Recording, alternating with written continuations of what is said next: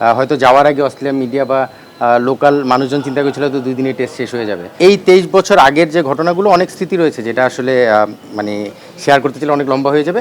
But স্বাভাবিকভাবে অনেক বড় একটা স্মরণীয় সময় ছিল আমাদের জন্য। ডারউইনের উইকেটটা নর্মালি আমরা প্রথম ম্যাচে যেটা দেখেছিলাম যখন আমরা ফার্স্ট টেস্ট খেলি তখন যেরকম বাউন্স অস্ট্রেলিয়া আমরা চিন্তা করি সেরকমটা কিন্তু ছিল না। এখানে ড্রাইভিং স্লটে যে বলগুলো আছে এগুলো একটু কনসার্ন থাকা খুব জরুরি। মানে নর্মালি এই ধরনের বাউন্স উইকেটে ড্রাইভ খেলা অলওয়েজ একটু চ্যালেঞ্জিং, যেখানে মুভমেন্টও বেশি থাকে, পাশাপাশি এক্সট্রা বাউন্স আর সাইড শটের প্রতি একটু নজর রাখলে ভালো। আমার মনে হয় যে 5 দিন পর্যন্ত খেলা নিব এটা চিন্তার চেয়ে বড় ইম্পর্টেন্ট। আপনি যেটা শুরুতে বললেন যে ডে বাই ডে, এখানে ডে বাই ডেটা ইম্পর্টেন্ট। উইকেটটা কেমন বিহেভ করছে সেটা দেখার পরে সেই দিনটা কীভাবে আমরা ইউজ করতে চাই। 23 বছর আগে হ্যাঁ স্বাভাবিকভাবে অনেক পুরনো স্মৃতি। আমিও তখন ন্যাশনাল টিমে জাস্ট 1 বছর হয়েছে, তারপরে অস্ট্রেলিয়া ট্যুরটা পেলাম। তো স্মৃতি বলতে আসলে অস্ট্রেলিয়ার মাটিতে অস্ট্রেলিয়ার সঙ্গে খেলা বিশাল একটা ব্যাপার ছিল, কারণ আমরা জানি যে সময়টার কথা বলছি অস্ট্রেলিয়া তখন champion team, world cricket dominate করে। নিশ্চিতভাবে এখনও অস্ট্রেলিয়ার টপ টিম হিসেবেই কাউন্ট করা হয়, বাট স্টিল তখনকার ব্যাপারটি একটু আলাদা ছিল হয়তো। আর একটা মজার বিষয় হচ্ছে আমাদের ফার্স্ট টিম অ্যানালিস্ট, যেটা কম্পিউটার অ্যানালিস্ট বলি বা টিম অ্যানালিস্ট, তখন ফার্স্ট অ্যাসাইন করা হয়েছিল নাসু ভাইকে 2003-এই। তো তখন পর্যন্ত কিন্তু আমরা কোনো অ্যানালিস্টের আন্ডারে কাজ করিনি। তো স্বাভাবিকভাবে অ্যানালিস্ট থাকলে হয়তো কিছু ফুটেজ বা কিছু ভিডিও দেখার মাধ্যমে আমরা আইডিয়া পাই। তো ওই সিরিজটা ছিল ফার্স্ট একটা অ্যাসাইনমেন্ট করা অ্যানালিস্ট আমাদের নাসু ভাই ছিলেন টিমের সঙ্গে। তো এই 23 বছর আগের যে ঘটনাগুলো অনেক স্মৃতি রয়েছে যেটা আসলে মানে শেয়ার করতে চাইলে অনেক লম্বা হয়ে যাবে।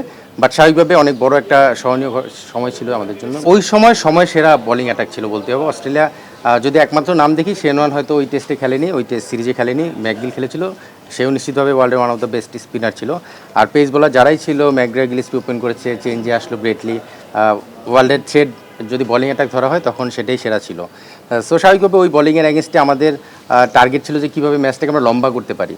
সো সেই চিন্তাটা সবার মধ্যেই ছিল এবং খুব ভালো করেছি বলবো না, বাট ওই সময় হিসেবে কিন্তু প্রথম ম্যাচটা আমরা 3 দিনে শেষ হয়েছিল, পরের ম্যাচটা 4 দিনে গিয়েছিল। সেই জায়গা থেকে মনে হচ্ছে যে যতটুকু লম্বা করে আমরা চিন্তা করেছিলাম সেই হিসেবে খারাপ করিনি।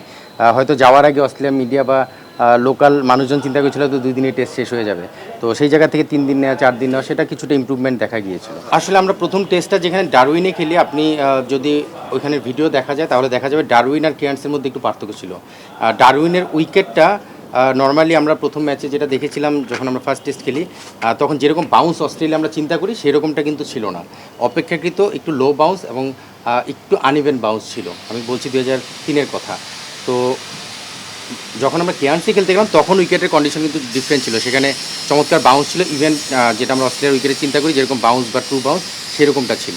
সো ডারউইনের উইকেটে ডিফারেন্ট ছিল, বাট ভয় যে বিষয়টা, ভয় ঠিক বলবো না, কারণ এর আগে আমি যেহেতু সাউথ আফ্রিকার সঙ্গে খেলেছি বা এর আগে আমি অন্যান্য বড় টিমের সঙ্গেও খেলেছিলাম, ইংল্যান্ডের সঙ্গে খেলেছি, পেস বোলার ফেস করেছি, বাট হয়তো ওই কন্ডিশনটা নিয়ে কনসার্ন ছিলাম। বাট প্রথম টেস্টের উইকেটটা আসলে আমাদেরকে সেই ভয়টা কিছুটা কাটিয়ে উঠেছিলাম, বিকজ উইকেটটা যেরকমটা চিন্তা করা ছিল সেরকমটা ছিল না। আর তার আগে আমরা ব্রিসবেন একটা 3 দিনের ম্যাচ খেলেছিলাম, সেখানেও একটা 30+ একটা 40+ রান করেছিলাম। কিছুটা সময় উইকেটে থাকার কারণে আমার কনফিডেন্সটা কিছুটা ছিল, যদিও ডারউইনের প্রথম ইনিংসে আমি রান করতে পারিনি, সেকেন্ড ইনিংসে আমি 35 রান করেছিলাম। তবে কেয়ার্নসের স্মৃতিটা একটু স্মরণীয় এই জন্য যে আসলে ট্রু বাউন্স থাকলে যেটা হয় আমাদের ব্যাটসম্যানদের জন্য বল ছাড়া বা উইকেটের উপর ট্রাস্ট করা আর শর্টস খেলার ক্ষেত্রে ট্রাস্ট করা যায়, সেই জায়গা থেকে কিছুটা কনফিডেন্স ছিল। সো ফার্স্ট টেস্টে যেটা হয়েছে প্রিপারেশন ওই 3 দিনের ম্যাচটার মাধ্যমে কিছুটা নেওয়ার কারণে হয়তো ওইভাবে কাজ করেনি, বাট কেয়ার্নসের উইকেটটা ভালো ছিল যেখানে হয়তো ব্যাটিং করাটা অপেক্ষাকৃত সহজ ছিল।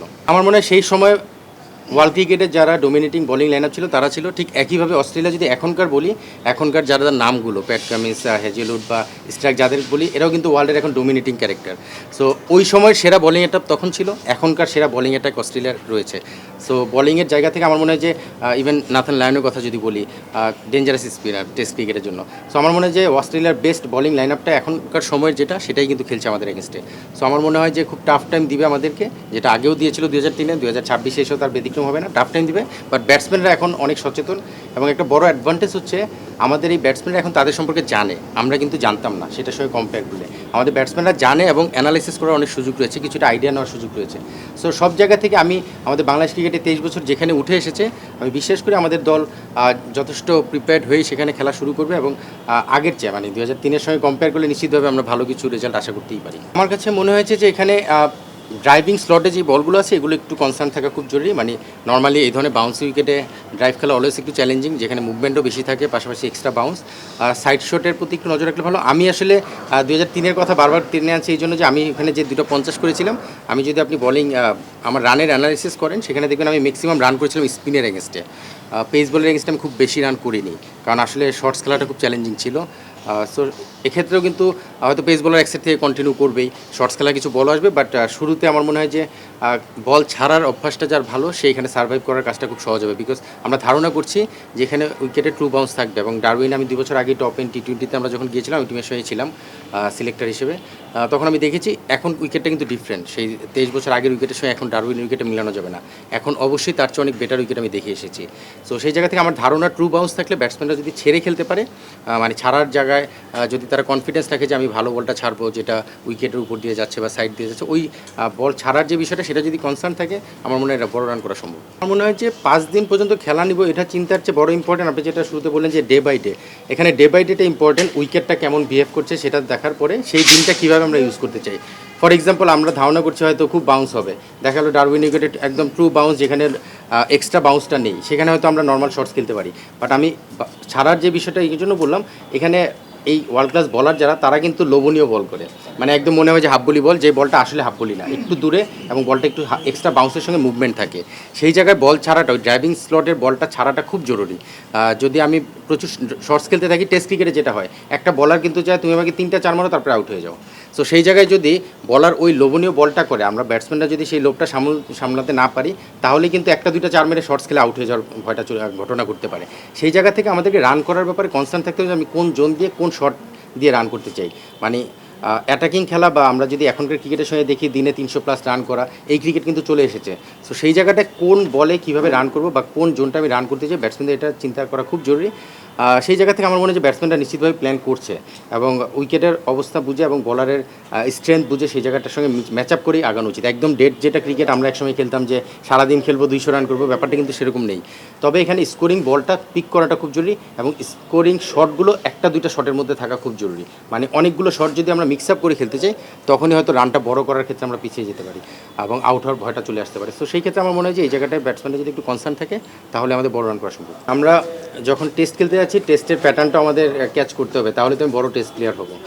এটা করার মতো অ্যাবিলিটি তাদের আছে, বিকজ তারা প্রমাণ করেছে, তারা বিসিএল বা এনসিএল যেখানেই খেলেছে তারা কিন্তু পারফর্ম করেছে।